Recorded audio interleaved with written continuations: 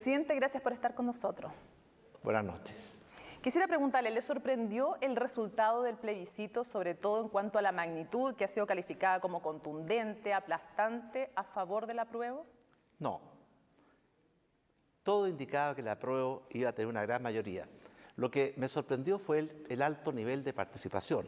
Creo que tuvimos la participación más alta desde que recuperamos la democracia, con excepción del plebiscito del año 89. ¿Y qué le dice a usted que solo 3 comunas en la región metropolitana, Vitacura, Las Condes y Lo Barnechea, solo en ellas haya ganado el rechazo, además de, bueno, podríamos decir Colchane y también la Antártica, pero solo esas 3 comunas con altos niveles de ingresos? ¿Qué le dice a usted? Que fue un fenómeno o una expresión muy universal. Yo creo que prácticamente en todas las comunas de Chile había muchos sentimientos, una necesidad de cambios, una necesidad de recuperar la esperanza, y se canalizó en este proceso constitucional y en particular en el apruebo. Yo recuerdo que el 12 de noviembre... ¿Pero por qué en esas 3 comunas no? Porque es comunas que yo creo que tienen una realidad muy distinta a la del resto del país. ¿No están conectados con la realidad del país? Están conectados, pero viven una realidad distinta. ¿Y por eso no tiene empatía con las necesidades que se plantean en este cambio constitucional? Yo creo que no es un problema de empatía. La empatía es algo personal, no es de donde yo vivo, en una comuna o en otra. Son comunas de niveles de ingresos mucho más altos que el promedio del país, que viven una realidad distinta, y eso los hace ver el mundo distinto. Presidente, ¿me equivoco si pienso que usted votó apruebo? No he dicho por quién o cómo voté, ni lo voy a hacer.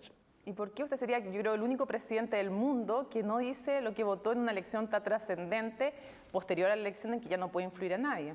Porque como presidente yo asumí 2 compromisos. Primero, organizar y llevar adelante un plebiscito que fuera ejemplar, en participación, en libertad, en información, que no hubiera violencia, que se protegiera la salud. Recuerde que estamos en medio de una pandemia. Y el segundo compromiso que hicimos es participar y contribuir a que la futura convención constituyente llegue a un buen acuerdo y una buena constitución para todos los chilenos. Pero usted se quedó callado cuando yo le pregunté si me equivocaba, si pensaba que usted había votado apruebo. Eso parece un sí. No, le dije que no iba a contestar esa pregunta. Ok. ¿No sería hora de reconocer que este proceso constituyente fue a pesar del gobierno y a pesar de buena parte de la clase política? No estaba, por ejemplo, en su programa de gobierno, y quiero citarle un pedazo de su programa de gobierno. Es por eso que el camino para seguir la senda del perfeccionamiento de nuestro texto constitucional no es el de la ruptura, sino el de la reforma progresiva.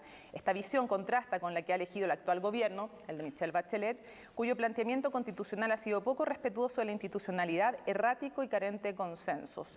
Por eso las propuestas que se hacen en esta materia son leales a la historia republicana de Chile y renuncian a escribir en una hoja en blanco.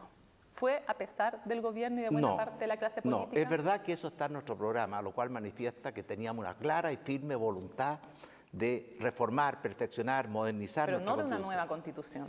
No, sin embargo, eso fue hace 3 años atrás.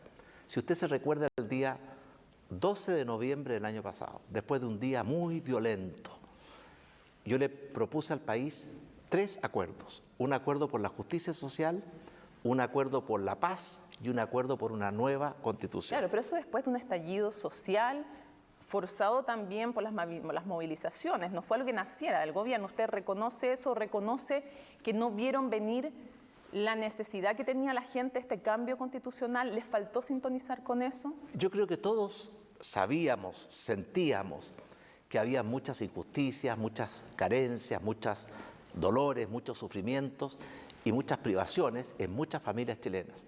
Y por eso todo lo que hemos hecho desde el gobierno ha sido trabajar para poder ayudar, colaborar, aliviar esas carencias y esos dolores. Pero reconoce que no fueron capaces de darse cuenta de cómo la gente quería una nueva constitución. Por supuesto que no anticipamos lo que ocurrió el 18 de octubre. Muchos creen que lo anticiparon porque dijeron que en Chile habían problemas. Eso lo sabíamos todos. Lo que pasó el 18 de octubre fue algo que cambió y en forma muy definitiva todo el transcurso y todo el desarrollo de la vida en sociedad, y generó 2 movimientos. Un movimiento fue por un país con más justicia, con más igualdad de oportunidades, con menos abuso, con menos discriminación.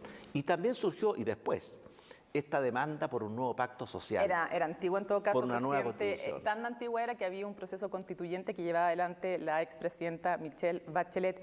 Pero un momento, Mónica, yo he leído el proyecto de la presidenta Bachelet y era un proyecto de reforma. De hecho, mantenía mucho de la actual Era constitución. una nueva constitución hecha a través de participación ciudadana, pero es un tema largo de Sí, pero de discutir. hubo participación ciudadana y yo he leído los informes, pero era un proyecto de reforma. Y yo creo que nosotros también teníamos un proyecto de reforma. Ahora, que la reforma que estamos hablando hoy día es más profunda, es más intensa. Es una nueva constitución, no es una Por supuesto reforma. que sí. Y por eso, Y eso es lo que planteaba también Michelle Bachelet, una nueva constitución.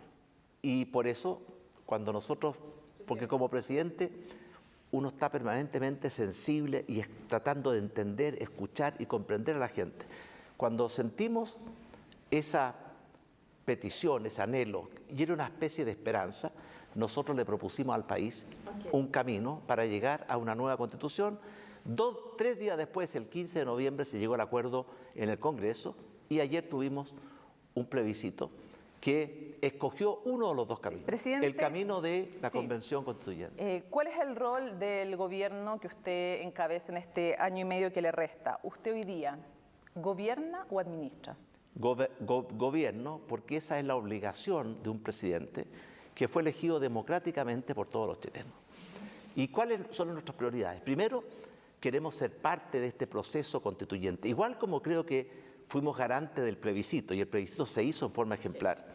Nosotros queremos ser también parte, colaborar, contribuir a que el proceso constituyente sea exitoso, pero no podemos paralizar el país, detener el país y esperar todo a una constitución que vendrá en 2 años más.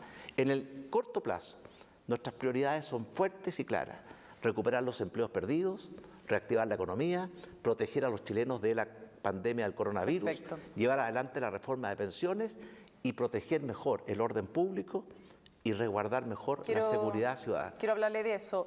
Usted dijo ese noviembre que estábamos en guerra y que había influencia extranjera en los ataques del metro. ¿Lo dijo basado en este informe de inteligencia del ejército?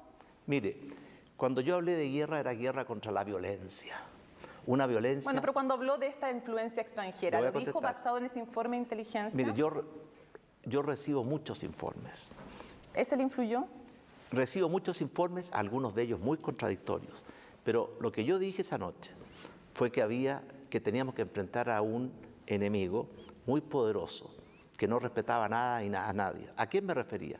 A los que quemaron los metros, las estaciones del metro, los que quemaron las iglesias, los que quemaron o intentaron quemar un hospital, la gente que quería destruir a nuestro país por cualquier medio. ¿Usted sigue pensando que hubo influencia extranjera en los ataques del metro? Porque lo ha desestimado la Fiscalía. ¿Usted sigue pensando que hubo influencia extranjera? Mire, yo recibí muchos informes, tanto internos como externos, pero la política que ha seguido nuestro gobierno es cada vez que tenemos información relevante es ponerla a disposición. Mi pregunta es, ¿sigue de la pensando Fiscalía. que hubo influencia extranjera en los ataques o no? Bueno, depende de qué es lo que es influencia extranjera, Mónica. De que a través de las redes sociales hubo una intervención, eso es evidente y está comprobado. Que hubo una organización extranjera que fue la que provocó la ola de violencia, eso tendrán que investigarlo la Fiscalía. ¿Lo piensa usted o no para No lo cerrar? sé, no lo sé, es una posibilidad. Presidente, gracias por habernos acompañado. Gracias a usted.